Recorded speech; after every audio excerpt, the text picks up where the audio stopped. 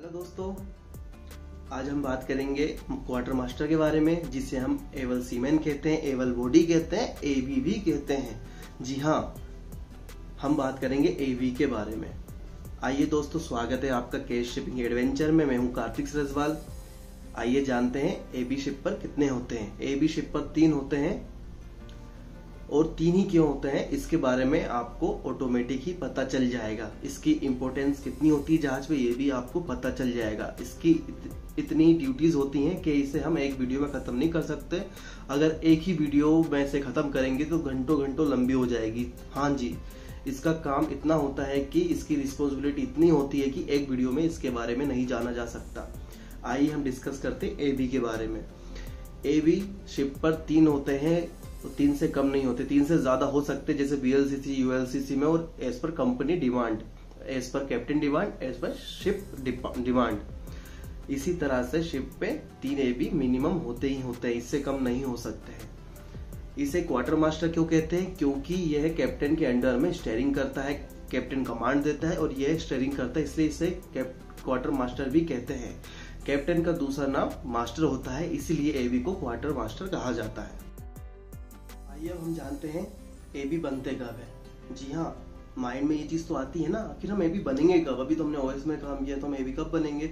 तो हम एवी बनते हैं जब हमारी वॉच कीपिंग निकल जाती है ओएस के बारे में। मैं ओएस की डिटेल्स पहले ही दे चुका हूँ, आप मेरी वीडियो देख लीजिए, उसका लिंक मैं बायो में दे दूंगा।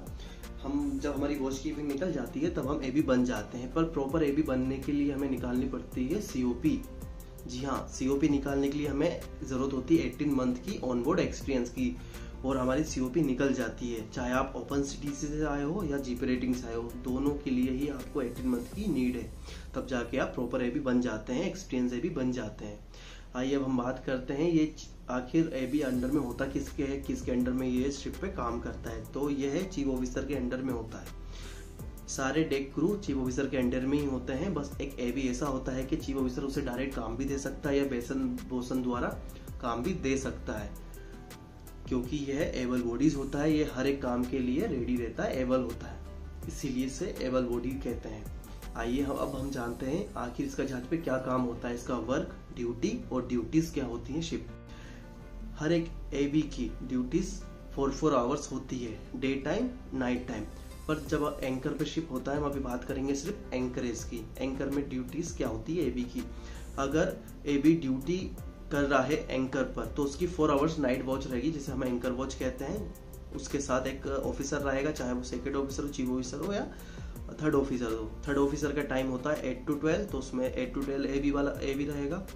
सेकंड ऑफिसर का टाइम होता है 12 to 4 नाइट में, तो उसके साथ 12 to 4 वाला एवी रहेगा। चीफ ऑफिसर का वॉच रहती है 4 to 8 मॉर्निंग में, तो 4 to 8 वाला एवी रहेगा।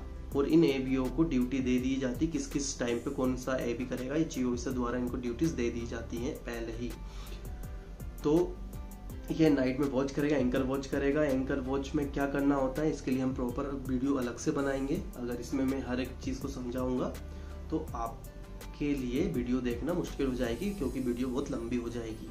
तो हम एंकरेज पे वॉच क्या करता है, सेलिंग पे नेविगेशन वॉच किस तरह से की जाती है, हम हर एक चीज की वीडियो बनाएंगे, पर अलग अलग, ताकि आपको देखने में आसानी हो और प्रॉपर तरीके से समझ में आए।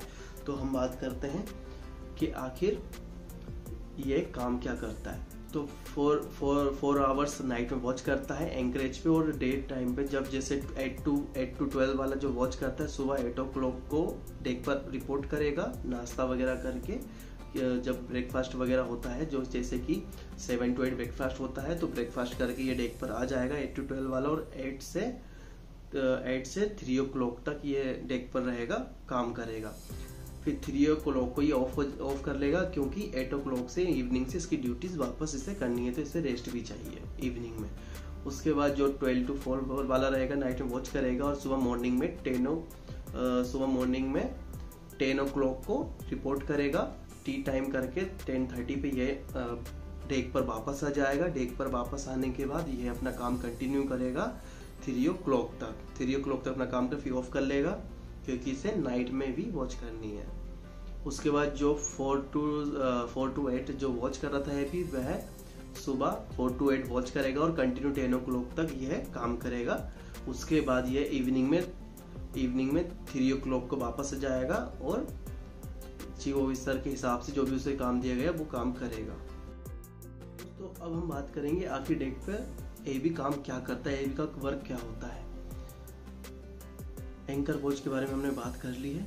आखिर एंकर वॉच पे एबी की ड्यूटीज कितनी होती है और एंकर वॉच पे जब डेक पे वह काम करता है तो क्या काम करता है, आपको बताना चाहूँगा। जैसे कि दिन में उसकी ड्यूटी होती है तो as per chief officer order हर एक एबी को, हर एक क्रू को 2-2 आवर्स 2-2 आवर्स ओवर टाइम करना होता है। ये हर जहाज पे नहीं होता, किसी जहाज पे जैसे कुछ इमरजेंसी आने पर ही एबी को 2 आवर्स काम करना होता है, जिसे हम ओवर टाइम कहते हैं, जिसका पैसा हमें अलग से भी मिलता है सैलरी के अलावा, जिसे हम ओटी कहते हैं।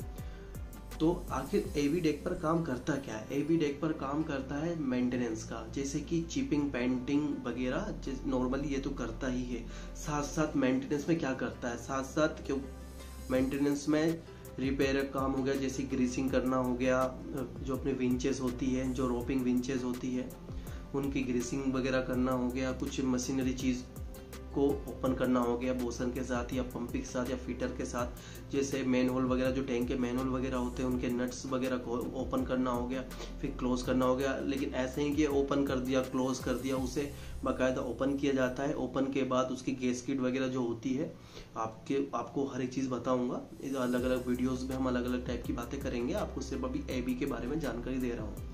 तो उसमें गैस्केट वगैरह, उसमें ग्रीसिंग प्रॉपर करना, जब उसे मैनुअल बंद करने के बाद जो नट टाइट करने से पहले उसमें उसकी थ्रेड में ग्रीस करना, इस तरह से प्रॉपर तरीके से काम करता है। क्योंकि एबी है तो उसे प्रॉपर तरीके से काम करना ही होगा, इसलिए उसे एबल बॉडी, एबल सीमैन कहते हैं। तो उसे प्रॉपर तरीके से काम है, उसको हेल्पिंग हैंड में लेते हैं। जो भी बड़े बड़े काम होते हैं शिप पे उसको ही लिया जाता है, जैसे कि कोई भी पाइपलाइन ओपन करनी होती है, कुछ मशीनरी रिपेयर करना होती है, या कुछ पंपिंग को बड़ा काम करना होता है, या वेल्डिंग करना होता है, तो एबी को साथ में हेल्प के लिए लिया जाता है।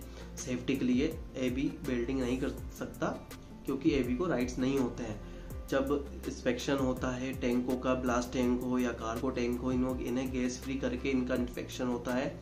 इंस्पेक्शन करते हैं अंदर जाके, तो उसमें सिर्फ एबी और ऑफिसर्स अलाउड होते हैं और इसको उसमें जाने की परमिशन नहीं होती है, अलाउड नहीं होता। यह आईएमओ का ही रूल है। सिर्फ एबल बॉडी ही टैंक में इंटर कर सकता है, क्योंकि टैंक में काफी तरह की गैसेज होती है, जिसको एक चेक करने के लिए मीटर होता है, गैस इंडिकेटर कितनी % है, उसको देख के ही एबी उसमें इंटर करता है।